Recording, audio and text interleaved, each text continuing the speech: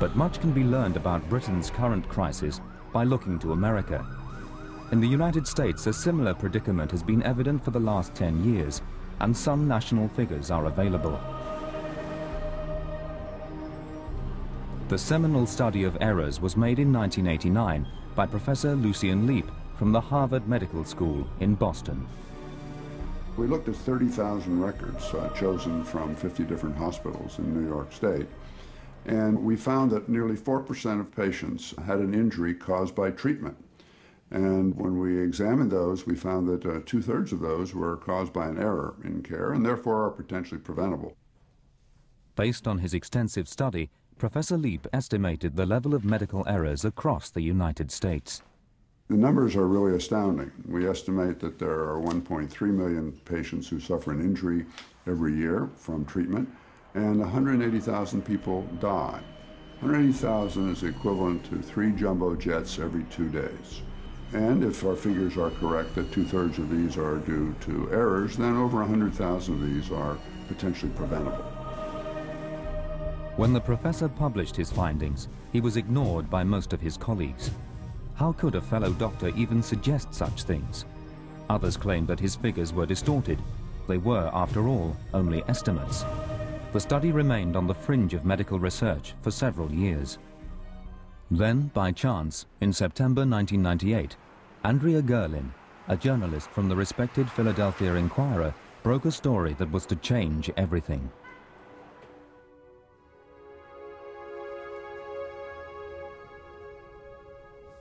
A local Philadelphia hospital had recently gone bankrupt. Andrea Gerlin believed that the hospital was guilty of mismanagement, and she was determined to find out more. At the time, she had no idea that what she was about to find would confirm Professor Leape's estimates conclusively. I was at the bankruptcy court where the bankruptcy case had been filed, and I was in a clerk's office, and I had been going through folder by folder and pulled out this document just as the next one in the pile, intending to be thoroughly bored.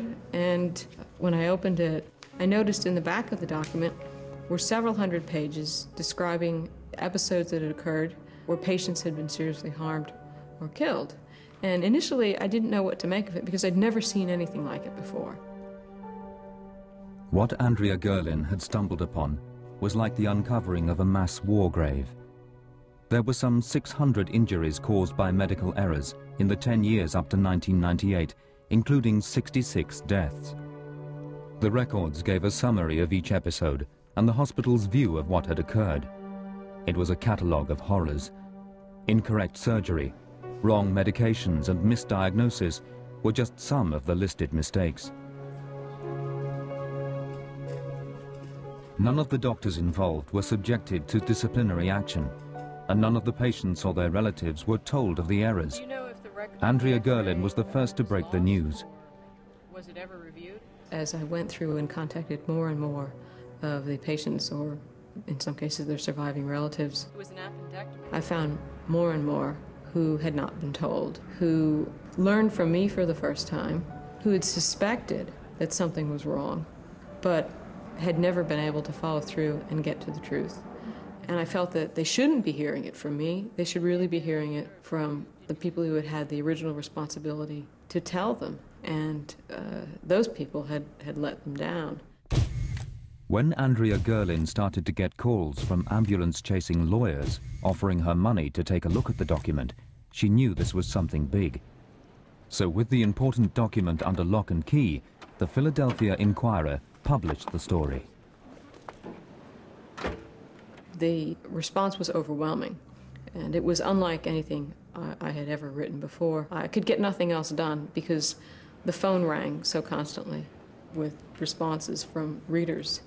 And these ran the gamut from people who wanted to see me canonized to people who wanted to see me crucified. And they said things like, "Thank you, Andrea Gerlin, for finally telling us what we've all suspected for so long." The burning question for Gerlin was, had she discovered a one-off house of horrors, or was this hospital typical? She compared the figures against Lucian Leape's statistics. Its actual results fall within, close to the ranges that you would expect it to fall within. And that suggested to us very strongly that it was not an aberration, that it was not a place where horrible things were taking place that made it atypical, but in fact quite the opposite, that it represented the sorts of things that occurred at hospitals around the country. Andrea Gerland's discovery confirmed Lucien Leape's nightmare. A profession devoted to care was killing its patients in their thousands.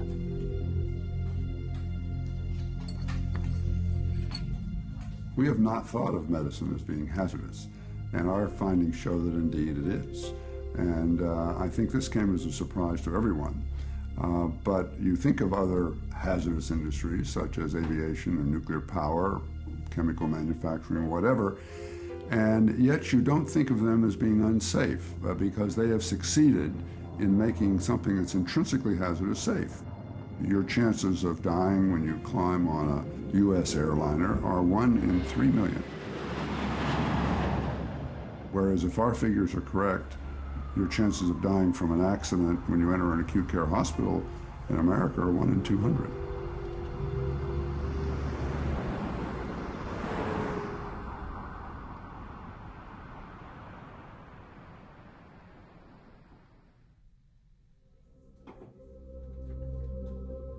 These staggering findings have changed everything in the United States. In Britain, there is no reason to think the level of medical error is any different, but we're only just starting to wake up to the magnitude of the problem. There are no official figures for medical error, but estimates based on American figures suggest there are some 320,000 medical accidents or adverse events each year. These directly contribute to the death of 40,000 patients. That's 10 times more people than die each year on the roads.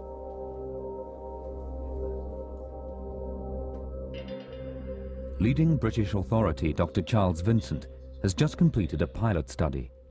The results showed that errors ending in some kind of injury accounted for 10% of all hospital admissions, much in line with Lucien Leape's US study. Per annum. If you just do the arithmetic on the extra bed days, you find it comes out about 2 billion per annum. If half of those are preventable, there's £1 billion a year. We have reviewed 1,000 records, and we have found that 10% of them involve adverse events to the patients. These range from things that are really quite trivial, of no particular consequence to the patients, the majority maybe a couple of extra days in hospital with a minor infection or something like that, through to much more serious events involving a long-term disability. The picture that emerges is that errors are being made at all levels by all medics, not simply by the incompetent. Can this really be the case? Still within medicine, certainly in Britain, we haven't reached the stage of saying, yes, errors happen in a big way, we need to recognize this and do everything we can to reduce it. The first step towards reducing errors is for doctors to talk openly about their own mistakes. But will they?